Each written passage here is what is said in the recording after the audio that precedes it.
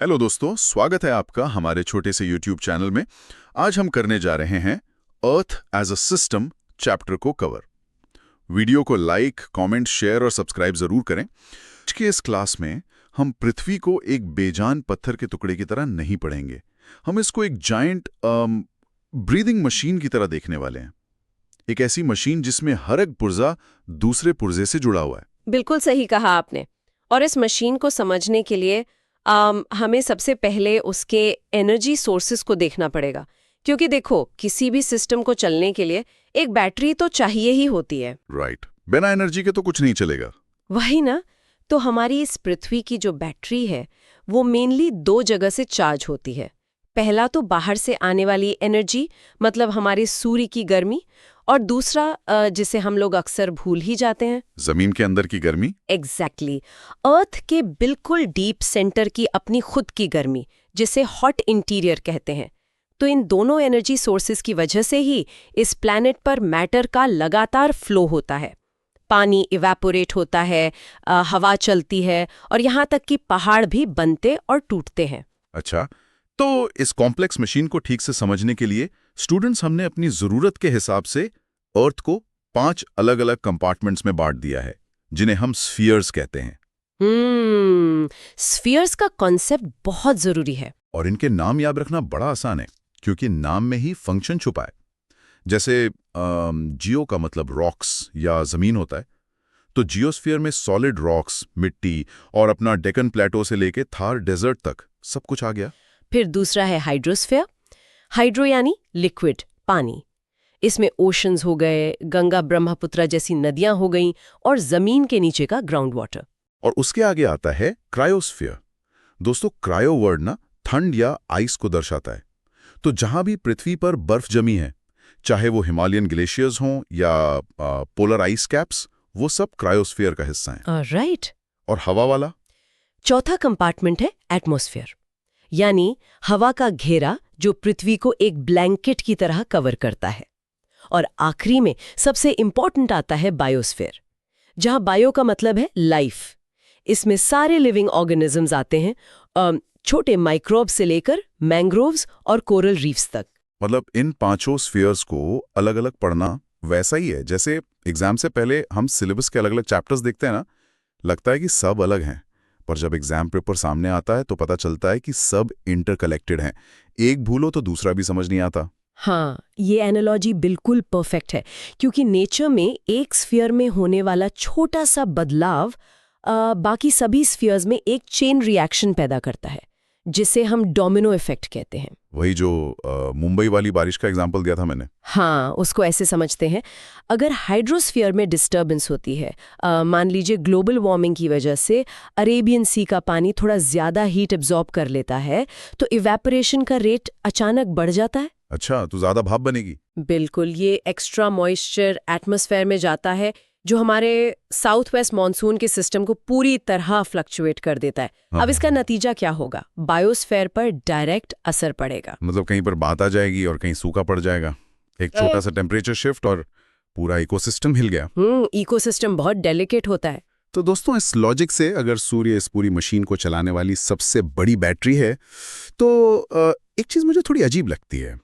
हम सब एक ही सूर्य को देख रहे हैं, तो फिर ऐसा क्यों है कि कोई इंसान साइबेरिया में बर्फ में जम रहा है और वहीं कोई दूसरा इंसान थार डेजर्ट में गर्मी से परेशान है? अगर हीटर एक ही है तो गर्मी इतनी अनइक्वल क्यों है? ये बहुत ही फंडामेंटल सवाल है। इसका कारण पृथ्वी की शेप और रेडिएशन के ट्रैवल करने के तरीके में छिपा है। देखिए, सन की एनर्जी अर्थ तक इलेक्ट्रोमैग्नेटिक या ईएम वेव्स के रूप में आती है, और इन वेव्स का ना एक सुपर पावर होता है। Super power? इन्हें ट्रैवल करने के लिए हवा या पानी जैसे किसी मीडियम की जरूरत ही नहीं होती। ये खाली वैक्यूम में भी लगभग 3 × 10⁸ मीटर्स पर सेकेंड की लाइट स्पीड से ट्रैवल कर सकती हैं। ओह वाओ, स्पेस में डायरेक्ट ट्रैवल करके आती हैं। हाँ, जब ये एनर्जी अर्थ पर आती है, तो क्योंकि अर्थ गोल है, स्फेरिकल है, इसलिए इक्वेटर वाले हिस्से पर सूर्य की किरणें बिल्कुल डायरेक्ट, स्ट्रेट और कॉन्सेंट्रेटेड पड़ती हैं। वहाँ इंटेंस हीट होती है। अच्छा, और पोल्स पर? पोल्स की तरफ जमीन थोड़ी कर्व हो जाती है, तो वही किरणें स्लांटेड यानी तिरछी हो जाती हैं। एक छोटे एरिया को गर्म करने के बजाय वो हीट एक बहुत बड़े एरिया में फैल जाती है और इसीलिए वहाँ इतनी ठंड होती है। सही बात है। और स्टूडेंट्स यहाँ अनइवन हीटिंग ना, मतलब कहीं ज्यादा गर्मी और कहीं ज्यादा ठंड ही वो मेन इंजन है जो हमारी हवा और ओशन करंट्स को चलाता है। अच्छा, आगे बढ़ने से पहले फटाक से वीडियो को लाइक कर दीजिए दोस्तों, ताकि हमारा चैनल भी थोड़ा एनर्जी एब्जॉर्ब कर सके। जरूर लाइक करें। हाँ, तो अब जब एनर्जी आई रही है तो इस इलेक्ट्रोमैग्नेटिक स्पेक्ट्रम को समझना भी तो जरूरी है ना, क्योंकि सन सिर्फ एक ही तरह की लाइट नहीं भेजता। बिल्कुल नहीं, ये वेव्स अलग अलग फ्रीक्वेंसीज की होती हैं। इस स्पेक्ट्रम को आप एक पियानो की कीज की तरह सोचिए। एक तरफ हाई फ्रीक्वेंसी वाली वेव्स होती हैं जिनकी वेवलेंथ बहुत छोटी होती है, लेकिन उनमें एनर्जी का लेवल खतरनाक हद तक ज्यादा होता है। मतलब जैसे गैमा रेज और एक्स रेज, ये तो ह्यूमन सेल्स को डिस्ट्रॉय कर सकती हैं। एग्जैक्टली और दूसरी तरफ होती हैं लो फ्रीक्वेंसी वाली वेव्स जिनकी वेवलेंथ लंबी होती है और एनर्जी कम होती है, जैसे माइक्रोवेव्स और रेडियो वेव्स। वाई, जिसे हमारा फोन चल रहा है। वैसे इन सारी वेव्स का सीक्वेंस याद रखना बहुत आसान है। जैसे मैं हमेशा सोचता हूँ GXUVIMR। GXUVIMR आसान है काफी। हाँ दोस्तों, लिख लीजिए। गामा, एक्स रेज, फिर यूवी, फिर विजिबल, फिर इंफ्रारेड, फिर माइक्रो और आखिर में रेडियो। लेकिन अर्थ की लाइफ के लिए सबसे इंपॉर्टेंट बीच का हिस्सा है। हमारी पृथ्वी पर जो सूर्य की रेडिएशन आती है उसमें 99% एनर्जी मेनली यूवी, विजिबल और आईआर में होती है। हाँ, और इसमें से यूवी तो थोड़ी खतरनाक है, स्किन कैंसर हो सकता है। पर इसका फायदा भी है ना। हमारे वाटर प्योरीफायर्स इसीलिए यूवी का इस्तेमाल करते हैं, ताकि जर्म्स के डीएनए को तोड़कर उन्हें मार सकें। और हम नेचुरली बचे रहते हैं क्योंकि ऊपर ओजोन लेयर एक शील्ड की तरह इस यूवी को ब्लॉक कर लेती है। सही कहा। फिर उस शील्ड के नीचे आती है विजिबल लाइट। ये वो हिस्सा है जो पौधों को फोटोसिंथेसिस करने में मदद करता है। हाँ। अगर विजिबल लाइट नहीं लोगी तो पौधे खाना नहीं बना पाएंगे। और तीसरा हिस्सा? तीसरा है इंफ्रारेड या आईआर, जो सीधे तौर पर हीट यानी गर्मी लेकर आता है। यहाँ एक बहुत फाइन बैलेंस काम करता है। जब अर्थ इस गर्मी को एब्जॉर्ब करके वापस स्पेस में छोड़ती है तो एटमॉस्फेयर की ग्रीन हाउस गैसेज इस आईआर रेडिएशन को थोड़ा सा ट्रैप कर लेती हैं। अच्छा, अगर ट्रैप नहीं करेंगी तो? अगर वो ऐसा ना करे तो अर्थ इतनी ठंडी हो जाएगी कि सब कुछ बस बर्फ बन जाएगा। ओ बाप रे! और इस इनकमिंग गर्मी को ही हम इंसोलेशन कहते हैं।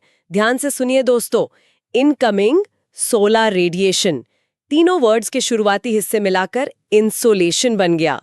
कैसी लगी ट्रिक? ये बढ़िया ट्रिक थी।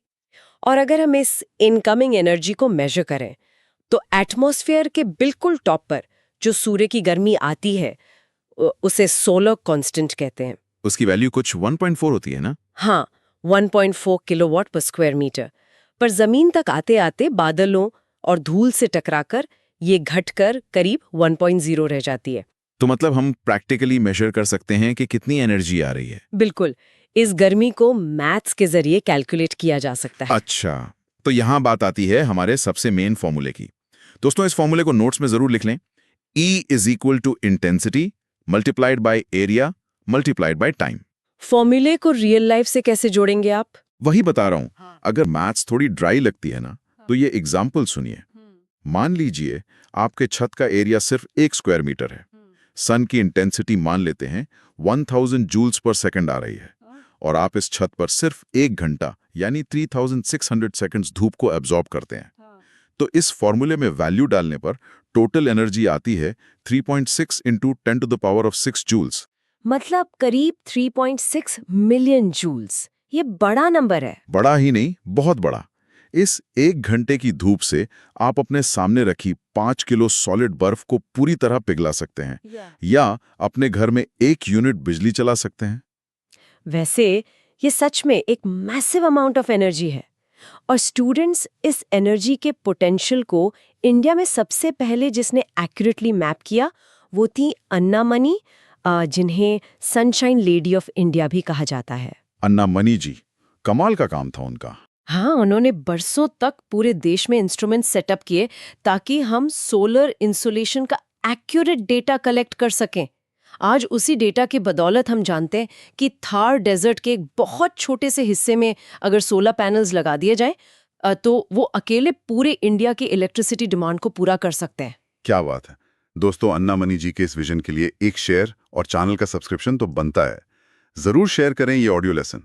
लेकिन चलिए एक और मिस्ट्री सॉल्व करते हैं। अभी हमने बात की कि धूप तो पूरे शहर में एक जैसी पड़ती है, पर अचानक किसी कंक्रीट की रोड पर चलते वक्त इतनी जलन क्यों महसूस होती है, जबकि बगल वाले पार्क में घास पर ठंडक होती है? ये डिफरेंस पैदा होता है एक स्पेसिफिक कॉन्सेप्ट की वजह से, जिसे एल्बिडो कहते हैं। एल्बिडो को आप आसान भाषा में किसी भी सरफेस की बाउंसिंग एबिलिटी समझ लीजिए। बाउंसिंग एबिलिटी मतलब लाइट वापस फेंकना। बिल्कुल। जो चीजें लाइट कलर की होती है ना, उनका एल्बिडो हाई होता है।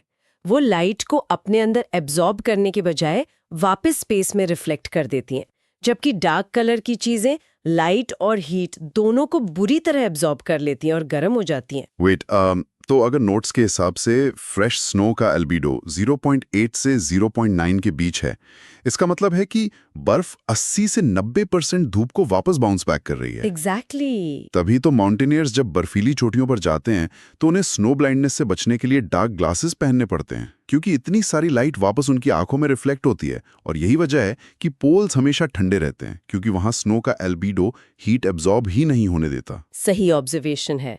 वहीं दूसरी तरफ जहां हम रहते हैं, वहां हमने काली मिट्टी, एसफॉल्ट और क्रश्ड रॉक्स बिछा रखे हैं, जिनका एल्बिडो सिर्फ 0.25 से 0.30 होता है। तो वो 70% गर्मी अंदर खींच लेते हैं। हाँ, वो सब एब्जॉर्ब कर लेते हैं, और इसलिए हमारी सिटीज दिन ब दिन तंदूर बनती जा रही हैं। गांव इसलिए ठंडे होते हैं क्योंकि वहां प्लांट्स ट्रांसपिरेशन करते हैं, मिट्टी धूप रिफ्लेक्ट करती है। पर शहरों में हमने कंक्रीट के जंगल बना दिए हैं। ये शहर गर्मी को ऐसे एब्जॉर्ब करते हैं, बिल्कुल उस स्ट्रिक्ट टीचर की तरह जो पूरे दिन बच्चों की शैतानी पर अपना गुस्सा अंदर दबा कर रखता है, और शाम को किसी एक बच्चे पर अचानक पूरा गुस्सा फूट पड़ता है। ये एनालॉजी फनी है पर सच है। दिन भर कंक्रीट हीट ट्रैप करता है और रात को उस हीट को धीरे धीरे रिलीज करता है। इसे ही हम अर्बन हीट आइलैंड इफेक्ट कहते हैं। जिससे अचानक शहरों में एसीज की डिमांड बढ़ती है, और एसीज खुद बाहर की तरफ और गर्मी फेंकते हैं। एक एंडलेस लूप बन गया है। बिल्कुल एंडलेस लूप है। अब गर्मी और एल्बिडो को समझने के बाद ये देखते हैं कि ये टेम्परेचर डिफरेंसेस हमारी हवा को कैसे कंट्रोल करते हैं। हमारा जो एटमॉस्फेयर है वो पृथ्वी की ग्रेविटी की वजह से स्पेस में उड़ नहीं जाता, बल्कि एक कवर की तरह हमारे चारों तरफ रुका हुआ है। और दोस्तों, इस हवा के मिक्स में सारी गैसेस इक्वल प्रोपोर्शन में नहीं है। मैं तो इस कॉम्पोजिशन को अपने दिमाग में सिर्फ एक वर्ड से याद रखता हूं, NO। NO, वो कैसे?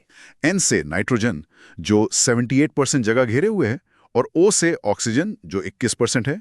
यानी नेचर बाकी सभी गैसेस को एक तरह से NO बोल रही है कि भाई तुम्हारी जगह कम है। बाकी 1% में आर्गन, CO2 और वाटर वेपर आते हैं। अच्छा, ये ट्रिक काफी यूनिक है। और स्टूडेंट्स, इस गैस मिक्सचर में एक बहुत ही पतली पर बहुत जरूरी लेयर है जिसका नाम है ओजोन। हाँ, ओजोन लेयर, जिसकी हालत हमने खराब कर दी थी। वही मैं बता रही हूँ। कुछ दशकों पहले हम इंसानों ने अपनी एसी और फ्रीज में क्लोरोफ्लोरोकार्बन्स या CFCs का इस्तेमाल शुरू किया था। ये गैसेस हवा में ऊपर जाकर ओजोन मॉलिक्यूल्स को तोड़ने लगी, और जिससे एंटार्क्टिका के ऊपर एक बहुत बड़ा होल बन गया। पर इसमें एक अच्छी खबर भी थी ना? हाँ, एक उम्मीद की किरण थी। पूरी दुनिया एक साथ आई और मॉन्ट्रियल प्रोटोकॉल साइन किया, जिसके तहत इन CFCs को पूरी तरह बैन किया गया। ये प्रोटोकॉल दुनिया के सबसे सक्सेसफुल एनवायरमेंटल एग्रीमेंट्स में से एक माना जाता है, जिसने एक ओजोन किलर को रोककर उसे ओजोन हीलर में बदल दिया। सच में यार, जब पूरी दुनिया साथ आती है तो हम बड़ी से बड़ी गड़बड़ी ठीक कर सकते हैं। पर चलिए वापस हवा पर आते हैं। हवा आखिर चलती क्यों है? मुझे तो बचपन में हमेशा लगता था कि पेड़ हिलते हैं इसलिए हवा चलती है। ये काफी कॉमन मिसकंसेप्शन है बच्चों में, पर नेचर का लॉजिक बहुत साइंटिफिक है। हवा के चलने का रूल बहुत ही सिंपल है, प्रेशर का डिफरेंस। प्रेशर कैसे बनता है? जमीन अलग अलग जगहों पर अलग अलग लेवल पर गर्म होती है। जहां जमीन ज्यादा गर्म होती है, वहां की हवा उस हीट को एब्जॉर्ब करके हल्की हो जाती है और ऊपर उठने लगती है। ये प्रोसेस वहां एक लो प्रेशर एरिया बना देती है। अच्छा, और ठंडी जगह पर? ठंडी जगह पर हवा भारी और डेंस होती है और वो नीचे की तरफ बैठती है, जिससे हाई प्रेशर एरिया बनता है।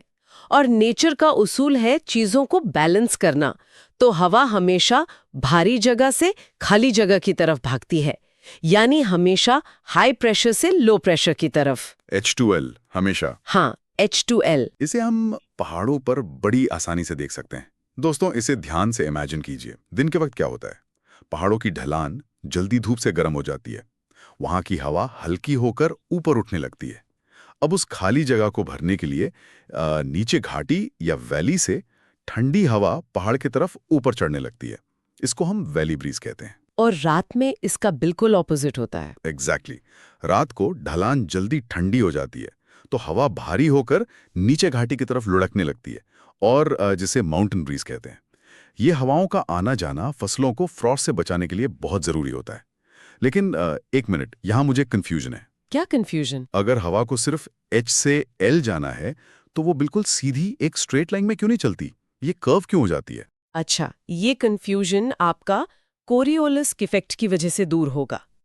इमेजिन कीजिए आप एक घूमते हुए मैरीगो राउंड पर बैठे हैं अपने दोस्तों के साथ, और आप एक बॉल को बिल्कुल सीधा अपने दोस्त की तरफ लुढ़काते हैं। बाहर ग्राउंड पर खड़े किसी इंसान को वो बॉल एकदम सीधी जाती दिखेगी, पर आपको और आपके दोस्त को वो बॉल टेढ़ी मुड़ते हुई लगेगी, क्योंकि आप लोग घूम रहे हैं। ओह, मतलब घूमने की वजह से इल्यूजन होता है। हाँ, हमारी पृथ्वी भी तो एक मैसिव मेरीगो राउंड है ना, जो अपनी एक्सिस पर लगातार घूम रही है। इस रोटेशन की वजह से हवा नॉर्दर्न हेमिस्फीयर में अपनी राइट तरफ मुड़ जाती है और सदर्न हेमिस्फीयर में लेफ्ट तरफ। सीधी ट्रैवल करने के बजाय ये विंड्स नेचुरली कर्व हो जाती हैं, और जिससे बड़ी बड़ी प्लैनेटरी विंड्स और सर्कुलेशन साइकिल्स बनती हैं। अब सारे डॉट्स कनेक्ट हो रहे हैं। पूरा ग्लोब ही एक स्पिनिंग मशीन की तरह काम कर रहा है। दोस्तों, अगर आपको ये मेरीगो राउंड वाला कॉन्सेप्ट समझ आया ना, तो प्लीज़ अपने क्लास ग्रुप में इस ऑडियो लेसन को शेयर ज़रूर कीजिए। और जैसे ये विंड्स घूम रही हैं, ठीक उसी तरह समुद्र का पानी भी तो घूम रहा होगा ना?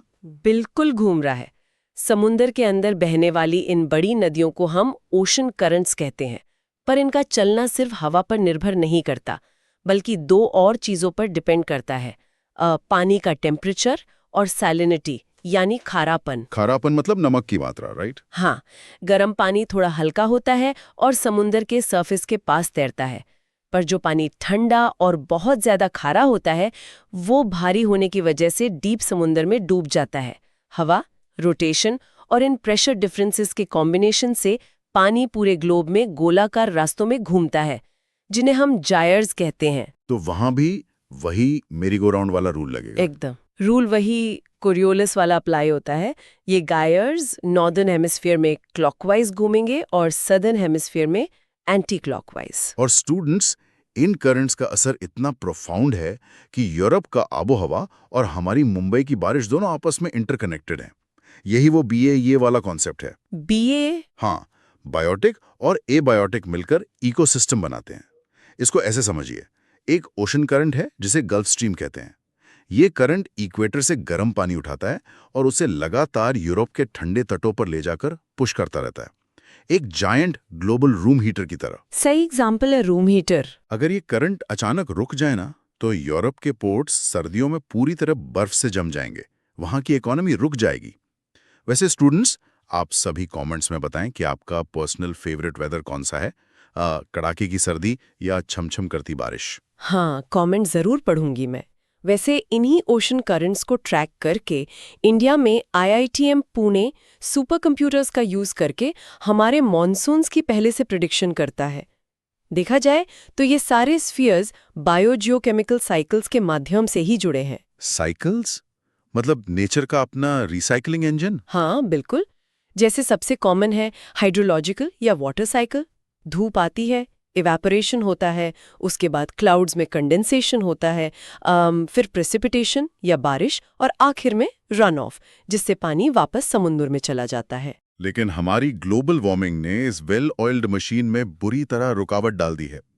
जब एटमॉस्फेयर लगातार गर्म होता है ना, तो हवा अपने अंदर पहले से कहीं ज्यादा मॉइस्चर होल्ड करके रख सकती है, और इसका नतीजा बहुत खतरनाक होता है। वही ना। इसका असर ये होता है कि एक ही समय पर एक रीजन में क्लाउड्स इतना पानी गिरा देते हैं कि वहां भयंकर बाढ़ आ जाती है, और ठीक उसी वक्त दूसरी जगह जहां बारिश होनी थी, वहां मिट्टी से सारा मॉइस्चर उड़ चुका होता है और वहां भयंकर सूखा पड़ जाता है। बिल्कुल। अब वाटर साइकिल के बाद हमें उन साइकिल्स पर आना होगा जो लाइफ के बिल्डिंग ब्लॉक हैं, जैसे कार्बन, नाइट्रोजन और ऑक्सीजन। शुरुआत कार्बन से करते हैं। हाँ, कार्बन साइकिल के दो मेन पार्ट्स होते हैं, फास्ट साइकिल और स्लो साइकिल। फास्ट साइकिल तो हर दिन चल रही है।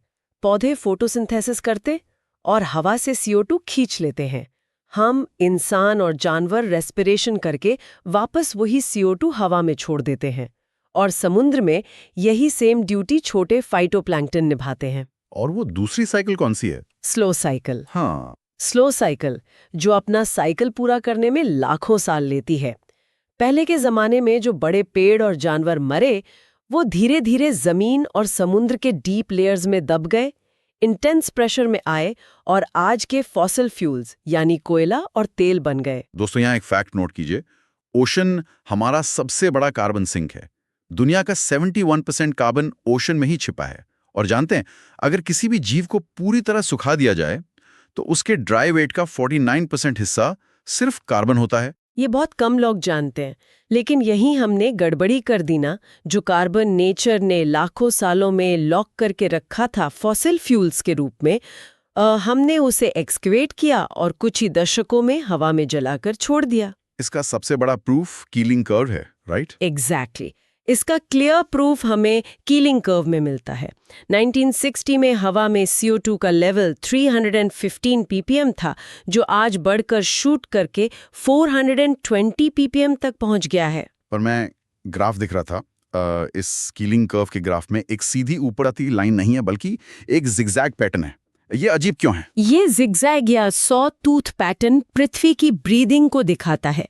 जैसे जब नॉर्दर्न हेमिस्फीयर में स्प्रिंग और समर आती है तो पौधे अचानक ढेर सारी CO2 सोखते हैं, इसलिए कर्व का लेवल थोड़ा गिरता है। फिर जब ऑटम आता है और पत्ते झड़ते हैं तो वो प्रोसेस स्लो हो जाता है और लेवल वापस बढ़ जाता है। वाह, मतलब नेचर लिटरली सांस ले रही है ग्राफ पर भले ही वो जिगजैग कर रहा हो, ओवरऑल लाइन तो डेंजरसली ऊपर ही जा रही है ना। अब आते हैं दोस्तों नेचर की सबसे कॉम्प्लेक्स साइकिल पर, नाइट्रोजन साइकिल। हवा में 78% नाइट्रोजन यानी N2 है। तो अगर किसी पौधे को नाइट्रोजन चाहिए तो उसके चारों तरफ बहुत सारी फ्री नाइट्रोजन मौजूद है, पर एक प्रॉब्लम है। वो प्रॉब्लम है लॉक की। हाँ, N2 का मॉलिक्यूल एक बहुत ही स्ट्रॉन्ग ट्रिपल बॉन्ड से जुड़ा होता है। ये एक ऐसे लॉक्ड सेफ की तरह है जिसकी चाबी बेचारे पौधों के पास होती ही नहीं है। तो नाइट्रोजन वहां होते हुए भी उनके लिए पूरी तरह से नॉन रिएक्टिव और यूजलेस होती है। और इस सेफ के लॉक को तोड़ने के प्रोसेस को हम नाइट्रोजन फिक्सिंग कहते हैं। और ये काम नेचर में कुछ स्पेशल बैक्टीरिया करते हैं। जैसे वो दलहन वाले पौधों की जड़ों में जो होते हैं। हाँ, जैसे लेग्यूम्स या दलहन पौधों की जड़ों में रहने वाला राइजोबियम बैक्टीरिया, या मिट्टी में फ्री घूमने वाला एजोटोबैक्टर। यहाँ तक कि आसमान में चमकने वाली बिजली की एक्सट्रीम हीट भी उस नाइट्रोजन बॉन्ड को डायरेक्ट तोड़ सकती है। तो इस लॉक को खोल लें और साइकिल चलाने के स्टेप्स क्या हैं? इसके 4 मेन स्टेप्स हैं, नोट्स में लिख लीजिए।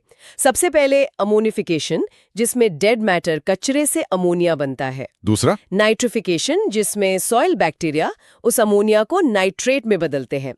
तीसरा असिमिलेशन, जहां प्लांट्स फाइनली उस नाइट्रेट को फर्टिलाइजर की तरह खा पाते हैं। और चौथा स्टेप? चौथा है डीनाइट्रिफिकेशन, जिसमें स्यूडोमोनास जैसे कुछ और बैक्टीरिया बचे हुए कंपाउंड्स को वापस N2 गैस बनाकर हवा में छोड़ देते हैं ताकि साइकिल पूरी हो सके। पर इंसान भी ना किसी से कम नहीं है।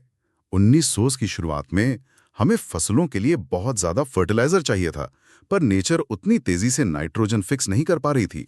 तो साइंटिस्ट ने खुद का आर्टिफिशियल लॉक ब्रेकर बना लिया, जिसे हेबर-बॉश प्रोसेस कहते हैं। ये हिस्ट्री का बड़ा टर्निंग पॉइंट था। बिल्कुल।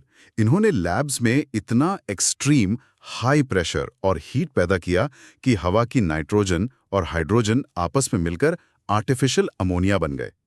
इसे उस दौर में लोगों ने ब्रेड फ्रॉम एयर या हवा से रोटी बनाना कहा था। इसी इन्वेंशन ने ग्रीन रेवोल्यूशन यानी हरित क्रांति की नींव रखी। और आपको जानकर हैरानी होगी, आज हमारी बॉडीज में आधे से ज्यादा नाइट्रोजन के एटम्स इसी आर्टिफिशियल प्रोसेस की देन है। ये सुनने में तो चमत्कार लगता है, लेकिन हर चमत्कार की एक भारी कीमत होती है। ये हेबर-बॉश प्रोसेस इतना ज्यादा एनर्जी इंटेंसिव है कि उन स्ट्रॉन्ग बॉन्ड्स को तोड़ने के लिए आज पूरी दुनिया की लगभग 1 से 2% टोटल एनर्जी का खर्च सिर्फ और सिर्फ अमोनिया बनाने में लग रहा है। अरे बाप रे, 2% एनर्जी, और ऊपर से ये आर्टिफिशियल फर्टिलाइजर जब बारिश में धुलकर हमारी रिवर्स में जाता है तो पूरा इकोसिस्टम बिगड़ जाता है। खैर, इसके अलावा एक ऑक्सीजन साइकिल भी तो है। हाँ, ऑक्सीजन साइकिल सिंपल पर क्रूशल है।